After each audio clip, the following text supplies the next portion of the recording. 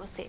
6 दिवसीय विदेश दौरा पूरा करके भारत लौटे हैं प्रधानमंत्री नरेंद्र मोदी। बड़ी जानकारी आपको बता दें कि 6 दिवसीय विदेश दौरा पूरा करके भारत लौटे हैं पीएम मोदी।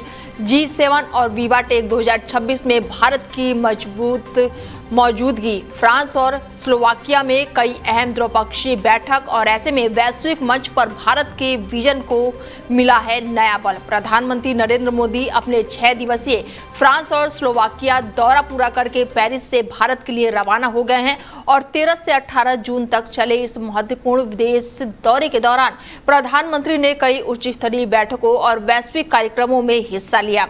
फ्रांस के एवियन में आयोजित G7 शिखर सम्मेलन में प्रधानमंत्री नरेंद्र मोदी ने दुनिया के प्रमुख नेताओं के साथ वैश्विक अर्थव्यवस्था, प्रौद्योगिकी, जलवायु परिवर्तन, ऊर्जा सुरक्षा और अंतर्राष्ट्रीय सहयोग और महत्वपूर्ण मुद्दों पर चर्चा की और इस दौरान कई देशों के राष्ट्रीय अध्यक्ष के साथ उनकी द्विपक्षीय बैठक भी हुई, जिनमें भारत के साथ सहयोग बढ़ाने पर विशेष जोर दिया गया।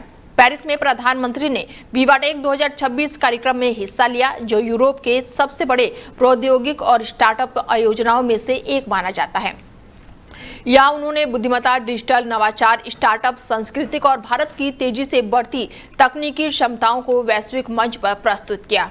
कार्यक्रम में भारतीय स्टार्टअप और नवाचार को भी विशेष पहचान मिली। दौरे के दूसरे चरण में प्रधानमंत्री स्लोवाकिया पहुंचे, जहां उन्होंने शीर्ष नेताओं के साथ मुलाकात करके व्यापार, निवेश, रक्षा, विज्ञान और प्रौद्योगिक, शिक्षा और औद्योगिक सहयोग जैसे विभिन्न क्षेत्रों में संबंधों को मजबूत करने पर चर्चा की और इस यात्रा को भारत और मध्य यूरोप के देशों के साथ बढ़ते रणनीतिक संबंधों के लिहाज से महत्वपूर्ण माना जा रहा है।